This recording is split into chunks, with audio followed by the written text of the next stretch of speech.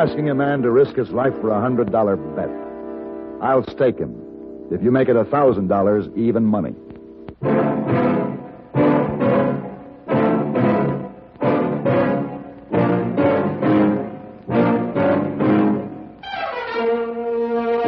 Have Gun. Will Travel. Starring Mr. John Dehner as Paladin. San Francisco, 1875. The Carlton Hotel. Headquarters of a man called Paladin.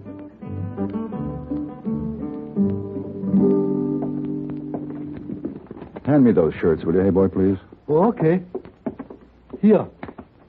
You know, Mr. Paladin, it look very bad for a hey boy if anyone see you do your own packing. It's not correct for a gentleman to do his own packing. Besides, you're doing stinky job. Oh, for heaven's sake, hey boy, stop your grumbling. Anyway, I'm almost finished now. Good.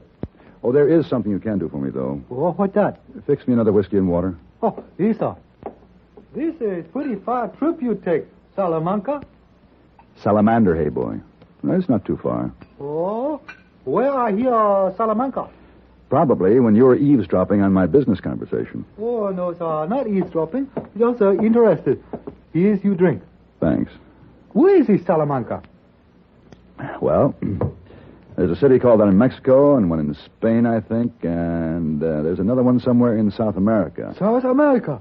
Like I say, long trip. And like I say, I'm not going to Salamanca, hey boy. I'm going to Salamander City, California. And when I get there, I've got to You got to find a girl named Irene.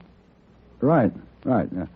It seemed that this Irene was in circus and quit and go to work in saloon because there's a fella in town she loved very much and is going to marry up with, and her father don't want her to do this, and he's going to pay you $1,000 to bring her back to San Francisco, and you say, okay, you say, you go.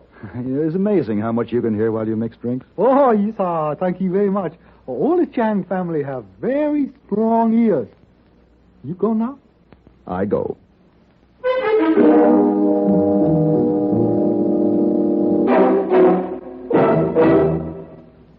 With our American servicemen in many countries around the world, they have a wonderful opportunity to observe new customs and traditions. What might have seemed strange before is becoming pretty familiar to them. For instance, among the Mohammedans, to drink coffee with anybody is regarded as a sacred rule of hospitality, a token of peace.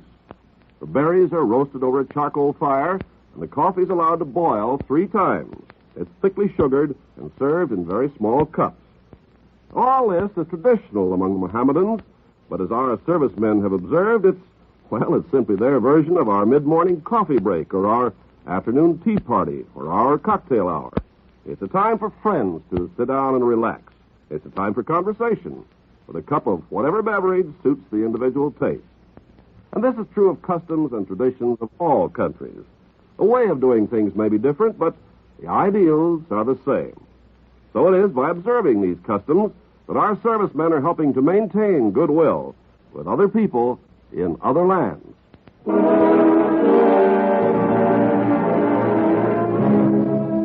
It was near sundown when the stage pulled into Salamander City. I got a room at the local hotel and walked across the street to the saloon to get a drink and perhaps some information about Irene Stanford. The Salamander Saloon was like any 100 of its brothers. The barkeep with his celluloid collar and derby hat. The ever-present painting of the lightly clad young lady with a rose in her hair. The mixture of cowboys, farmers, and townspeople trying to forget the toils of a day's work with beer or rye whiskey. Their heads were all turned to one side of the room where a little man was performing acrobatic tricks much to their amusement and appreciation. I found elbow room at the bar beside an attractive young lady who obviously worked for the house. You buying drinks for anyone, mister? I might be. I drink rye. That's a good drink. Barkeep, 2 glasses of rye. Yes, sir. Coming up. Hey, who is the acrobat? Dooley Delaware.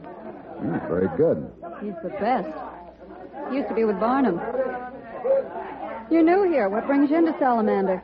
I'm looking for a girl called Irene Stanford. Oh? What's your name? Paladin. You're from San Francisco? That's right. I might have known. There you are.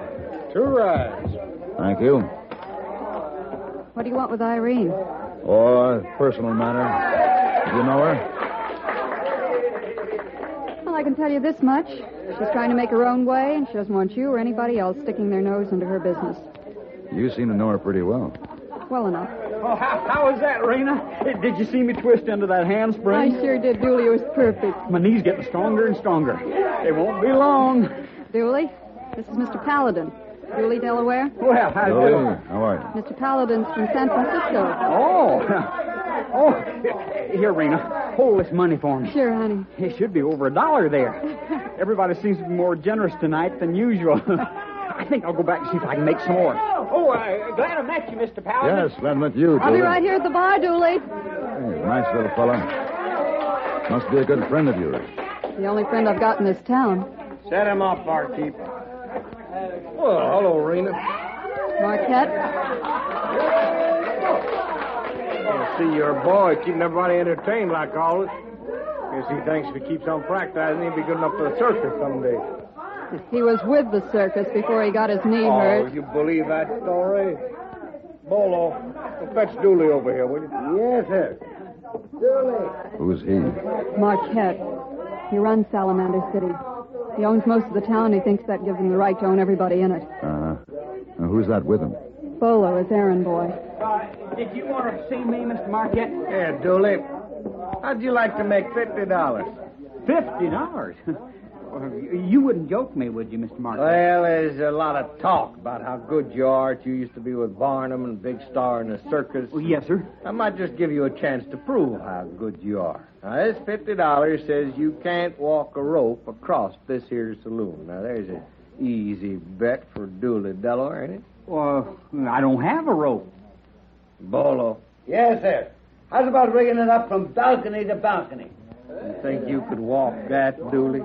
Well, I think I can do it, but I can't meet the bet. I don't have $50. You rig her up, Bolo. Okay, Mr. Marquette. I'm always willing to make arrangements, Dooley. Now, how about if you don't make it, why, you curry my horse and shine up my boots every day for a whole year. No, Dooley, don't do it.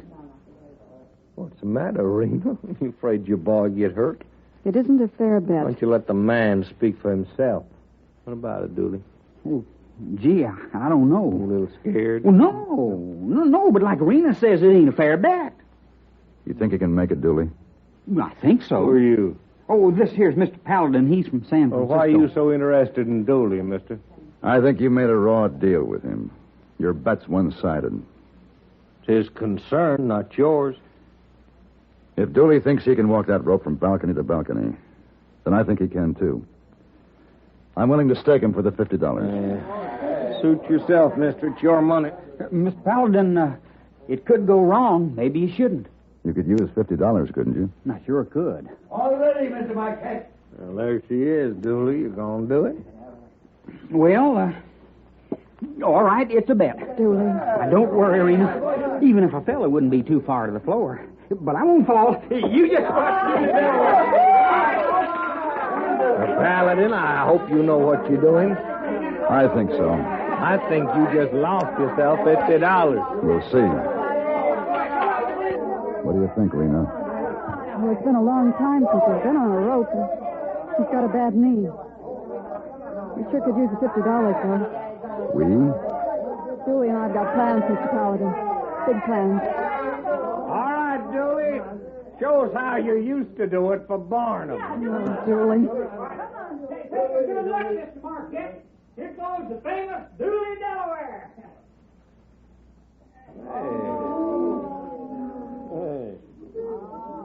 Paladin, look behind the banister on the balcony. It's Bolo. Dooley, relax for a fall. Dooley! Hey! Bolo, cut the rope. Stay here, Rena. You all right, Dooley? I reckon so. Come on, let me help you up. Thanks. Well, what happened to the rope? Marquette's man used a knife. Oh, thanks for warning me. Dooley, looks like you lost your bet. You lost $50, Paladin. Mr. Delaware doesn't like to leave a winner on the board, Marquette. He'll repeat the bet, this time double. And your friend Bolo will be down here with the rest of them. Let Dooley call his own bets, mister. I'll cover for Dooley. $100, Mr. Marquette. For $100? Well, golly, for $100, I'd wire walk Main Street, store top to store top. Well, all right, Dooley, the bet is on. Somebody tie the rope back up. Who's talking about a rope? Dooley said Main Street, store top to store top on a wire. Oh, now, wait a That's minute. the bet. Now. You heard him.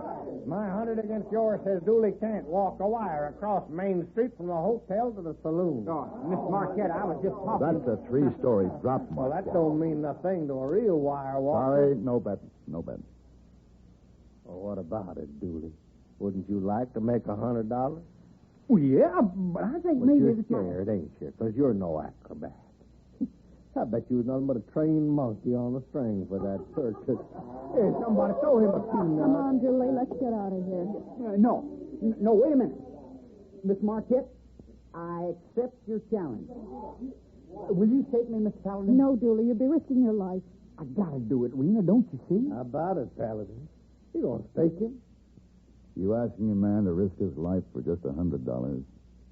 Well, all right, I'll raise the ante. $1,000. Your price is a little high, Marquette. You must be pretty anxious to see Dooley put his life in jeopardy. What up? Or shut up. Not for $1,000. Make it $2,000. Paladin, you're on it. $2,000. You still willing, Dooley? Yes, sir. I'll do the best I know how.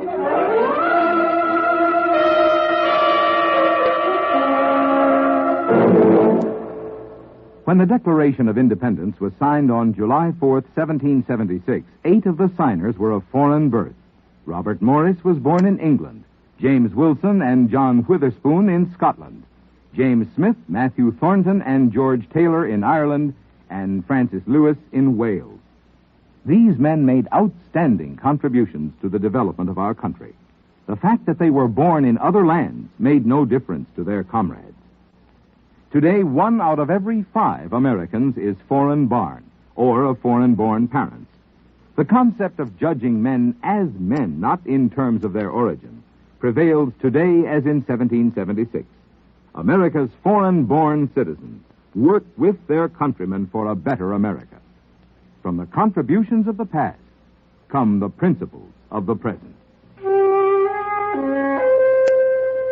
It was set for 9 o'clock the next morning. Dooley, Delaware, was to walk a wire across the main street of Salamander City. I left the saloon early and went to my hotel room to get a much-needed night's rest, but I couldn't sleep. I kept thinking about the little acrobat who had to prove to Marquette and the people of the town that he wasn't a monkey on a string. And he had to prove it for Rena's sake. I knew she was Irene Stanford, and my job was to take her back to her father in San Francisco, but that would have to wait. About midnight, I decided to get up and dress and join the crowd at the saloon, which I knew would still be celebrating the big event scheduled for the next morning. Mr. Paladin? Rena. Thank goodness you're still up. Oh, so what's the matter? It's Dooley. You come with me to his room? Oh, sure. There's something wrong? He's drunk. Dead drunk. Those fools over there kept giving him whiskey until he wasn't able to stand up. I tried to stop him, but he wouldn't listen. He had to show him he could hold his whiskey with the rest of them. Was Marquette still there? Yeah, he bought all the drink. It figures. Protecting his investment. Here. When he got to the room, he just fell over on the bed. What can we do for him? Go downstairs and get a pot of coffee, Rena. I don't think coffee will do him any good now. Well, it'll help. There's one thing for sure. He won't be in any shape to walk that wire in the morning. Oh, he'll be in shape if I have to pump coffee into him all night. No. I don't want him hurt. I love this little guy. I'm not going to let him do it. I'm sorry about your money, Paladin, but that's the way it's going to be. Look, Rena, if Dooley doesn't show up in the morning, they'll laugh him right out of town. I don't care. We're going to leave anyway. You may not care, but Dooley will. He'll never leave with you unless he can prove to himself that he's worthy of your love. It's something a man like Dooley just has to do. Now, go on, Rena. Go get the coffee. I poured 2 pots of coffee into Dooley while Rena kept wet cloths on his head. Finally, he told us the room had stopped going round and round, and I made him lie down and try to get some sleep. The next morning, he seemed to be all right. By 9 o'clock, the crowd had gathered on Main Street, and the wire had been strung up between the hotel and the saloon. Rena joined me on the street to watch her little man do or die for his honor and my $2,000. We stood close to Marquette and Bolo to make sure they didn't have any last-minute shenanigans up their sleeves. Well, Paladin, seen you checking that wire out with Dooley. What's the matter? Don't you trust us? Not after last night. Yeah, you boy got a little drunk, didn't he? Yeah. Yes, he did, thanks to you. Well, you don't think It was a good would... try, Marquette, but Dooley's all right this morning. Well, then we ought to get a good performance from the little monkey. We'll see. Mr. Paladin, Yes, Rena. I don't know whether I can look at him or not. You better. Dooley'd be disappointed if you didn't see this. Everybody be quiet. I'm ready to go. Rena, watch me close. This is for you. I will, Dooley. You'll do real good. Paladin. Keep your fingers crossed, Rena. There he goes.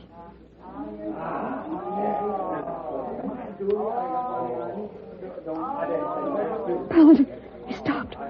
Dooley! What's the trouble? Are you all right? Sure, I'm fine. Hey, Mr. Marquette, how about this?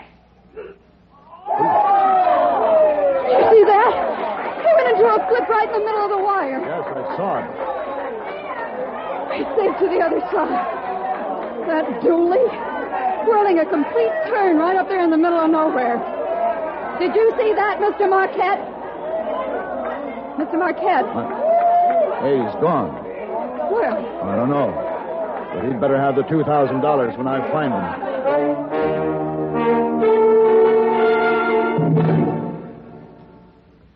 Say, let me put a question to you. How much do you appreciate the things that make life just a little easier? Like living any place you've a mind to.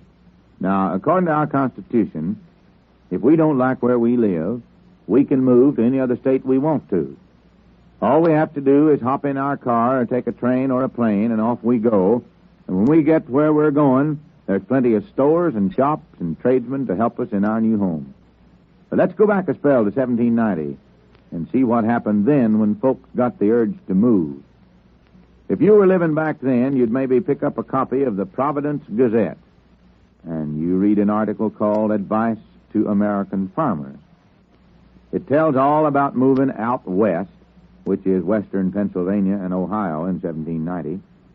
It says if you're moving, you'd better take along some apple, peach, and garden seeds, a kettle for boiling, maple sap, and, of course, a gun and plenty of ammunition.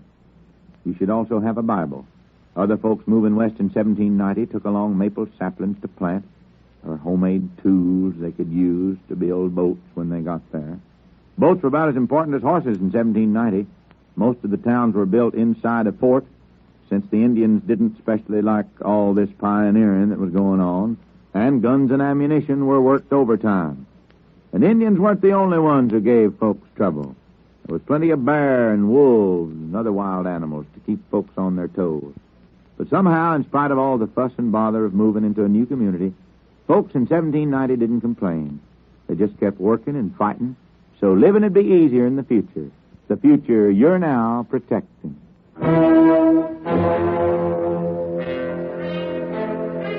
Marquette had disappeared.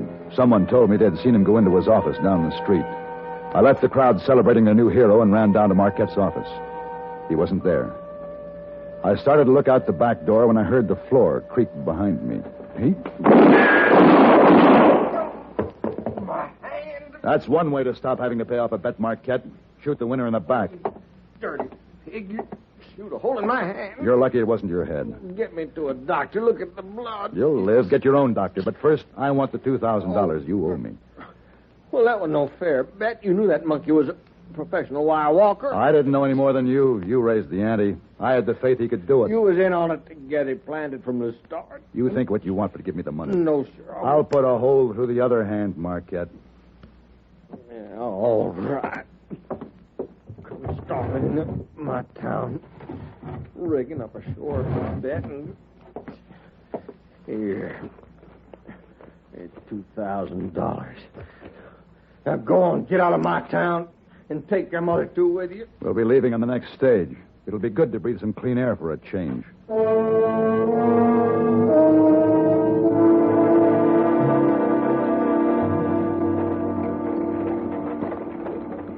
You sure you won't change your mind, Rena? The stage goes all the way to San Francisco. No. Julie and I are still getting off the next town. I hear the circus is still there. Uh-huh. Your father will be disappointed. I know. But he's got to understand that his daughter has to make her own way. When he does, I'll come back and visit him. Rena and I are going to be married, Mr. Paladin. Congratulations, Dooley. I'm going to join Barnum again. They'll pay good money when I show them the Dooley Delaware still king of the wire walkers. Yeah, Rena won't ever have to work in a saloon again. Her father will be glad to hear that, Dooley. Oh, by the way, here's your share of the bet, $1,000. It'll give you a good start. Oh, you don't have to give us that. It was your money you staked him with. I know, but I'm still $1,000 to the good. That'll make up for the fee I won't be getting from your father. Oh, Mr. Paladin, thank you for everything. Forget it, Dooley. You just take good care of Rena.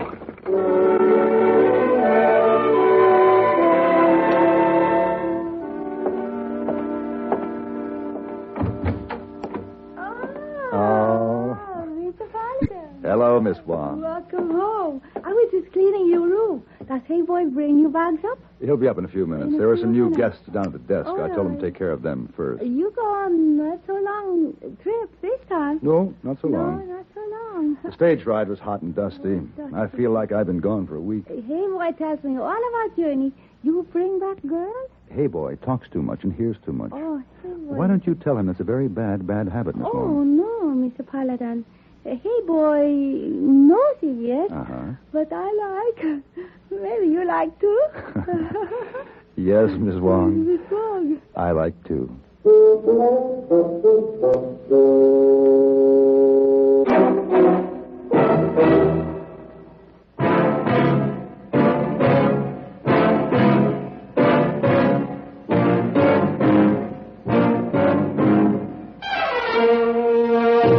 Have Gun Will Travel. Created by Herb Meadow and Sam Rolfe, is produced and directed in Hollywood by Frank Paris and stars John Dehner as Paladin, with Ben Wright as Hey Boy and Virginia Gregg as Miss Wong. Tonight's story was written by Don Brinkley and adapted for radio by Alan Sloan. Featured in the cast were Sam Edwards, Lawrence Dobkin, James Nusser, and Peggy Weber.